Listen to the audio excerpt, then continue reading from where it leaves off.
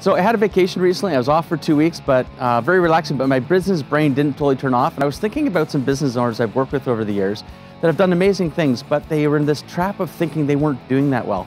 And for driven, ambitious entrepreneurs, we can sometimes get in that space where we're a little bit out of reality with how well we're doing. We have a little bit of a negative view on it. So this week I'm going to share with you a strategy of how not to get into that trap. And if you're in there, how to get out. So stick around.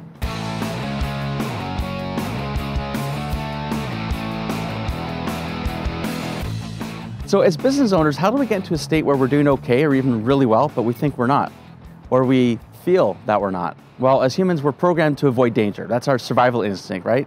Look out for problems and dangers, look out for threats. And if we do identify a threat, we want to neutralize it or get the problem solved. And that can sometimes be a good chunk of our day, especially during challenging economic times. So if we're so focused on the negative, we might get what's called confirmation bias, where we see so much negative, we think everything is negative or a problem.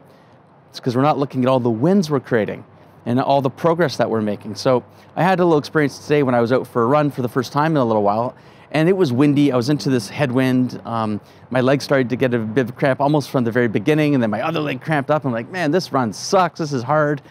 And I got back and I looked at my time. It's like, my gosh, it was better than I thought it was, like by about 15 seconds per kilometer.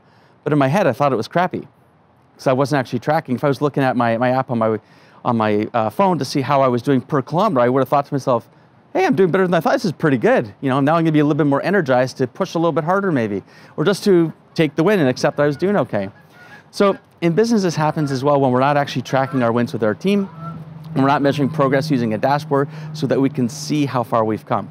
Now, I see this happen in businesses of all sizes, small businesses, large businesses. I see this in the C-suite as well. So we wanna make sure that in our weekly meetings with our team, we bring progress through our KPIs, through our dashboard, but anecdotal wins. Let's celebrate the wins that we've got. We could talk about those challenges. They're gonna be there, that's business, but let's make sure that we also focus on the wins and the positive things, because when you do that as a leader, and you share your wins, especially if you can identify wins that your team have created, that's gonna give them permission to bring some wins to the table too, and everyone can celebrate and raise that level of positivity so that when you are solving problems and running through challenges, you've got a higher level of optimism, energy to crush them.